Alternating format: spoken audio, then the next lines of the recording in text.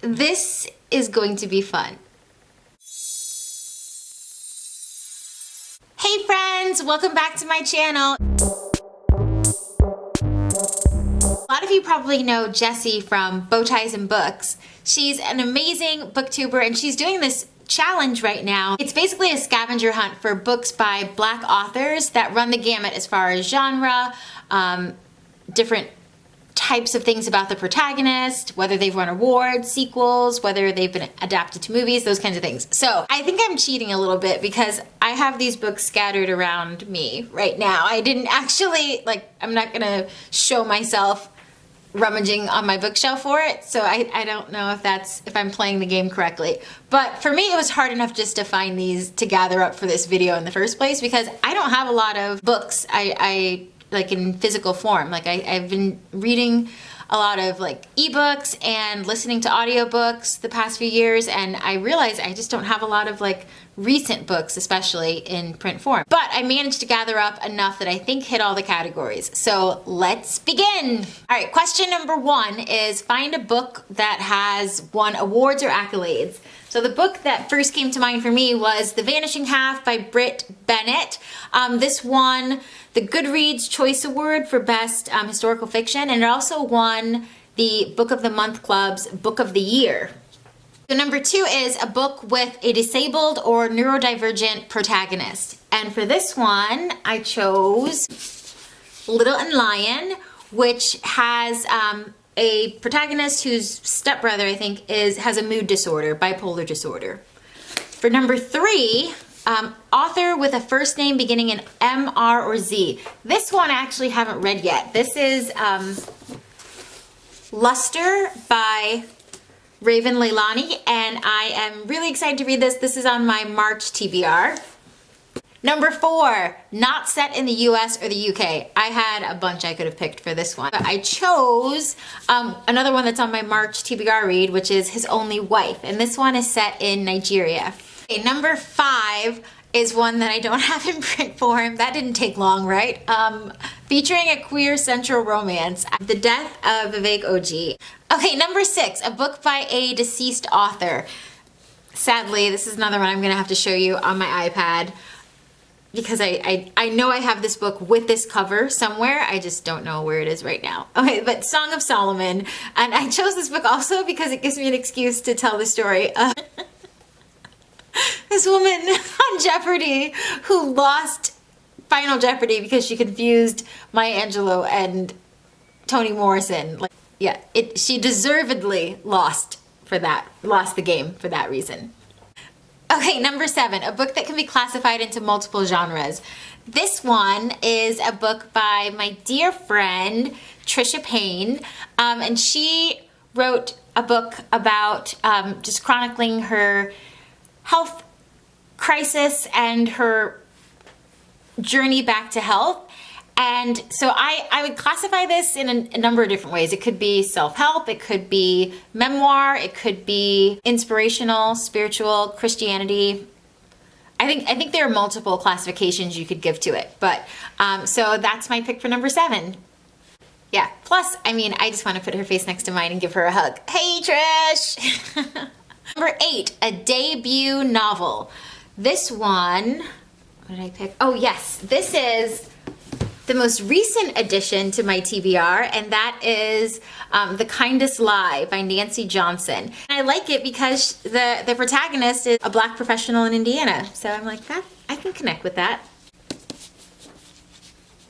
Number 9, a sequel. I don't know if I should even credit myself for this one because I couldn't really find one. But I read somewhere, I thought, that this book, Angie Thomas's On the Come Up, was, set in the same fictional setting, like that same universe as The Hate U Give. So I'm like, well, that's a sequel. Sort of, kind of, in a very loose stretch of the word. That counts, right? Number 10, Afrofuturism or speculative fiction. This one we're gonna have to go back to the iPad for. I know I have this book somewhere. with this cover, but I can't put my hand on it right now. So Octavia Butler's The Parable of the Sower. Yeah, I love this cover. Apparently this cover is like a very rare edition because it's like $31 on Amazon or something, wherever I got this picture from. Anyway, number 11, a book that has received an adaptation. So this one has an adaptation that I have not seen, but apparently it came on PBS Masterpiece Theater. I've not seen it. Counts. It counts. This counts. White Teeth by Zadie Smith has a movie adaptation. All right, 12, a short story collection. This one was easy because this was a recent addition to my TBR stack. The Office of Historical Corrections by Danielle Evans. Let's see how many stories are in here. 7 stories, and I can't wait to read them all. Short stories are my favorite form to read. Okay, 13, a book that is told in verse or a work of poetry. Got that. I have the selected poems of Langston Hughes. Okay, number 14, a trans-binary or trans-non-binary character. I warned y'all when I started this that I don't have a ton of physical books, so I'm gonna hold this one up again. The Death of Vivek Oji. The author looks like she's judging me for this. I'm sorry. I gotta use you twice. Number 15 is literature, contemporary or nonfiction, centering a fat individual. And then 16 is actually a book about Black liberation. And so I'm kind of gonna use the same book for both because I'm a cheater like that. Okay, so this one is Thick by Tressie McMillan Cottom. And I actually did a review of this book earlier this week. So that's timely, right? Okay, if you haven't checked that out, I'll put a link somewhere so you guys can see that one. 17, a silly, kooky, shy, and or nerdy protagonist. For this one, I think from the description that this counts. Dang it, I need to read these books. Okay, this one is This Close to Okay by Lisa Cross Smith. And from the description, I think one of them's gotta be kind of shy. This counts, this counts, this counts. This counts. Yeah, this counts. 18, a work of nonfiction. I mean, since we're doing double duty anyway. I could show Trisha again. This counts. This is definitely nonfiction. The Fight of My Life by Trisha Payne. Another one that I read a long time ago and I've owned forever is Swerve by Aisha Tyler. This book is from like 2004, but I still find it to be a fresh take on all kinds of things.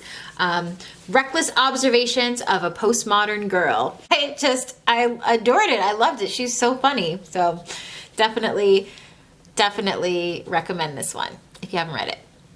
Oldie but goodie. Finally, 19, one I'm most excited about is an author with a new book releasing soon. And for this one I have Ebola Imbue's Behold the Dreamers. And she has a new book coming out Tuesday. Yeah, Tuesday, March 9, called How Beautiful We Were. So that was right on time. Whoop, whoop. Yeah, so I am excited to pick up that one too. Yay, I did it! I did not think I could, but I did. I was surprised. I was very surprised that I had that many to hold up. Only a few of them I had to show in ebook form, but yay! I did it! Woohoo! Look forward to seeing your videos about the challenge. I'll put a link to the challenge in my description. Thanks for watching. Bye! This is how YouTube is made. Multiple takes.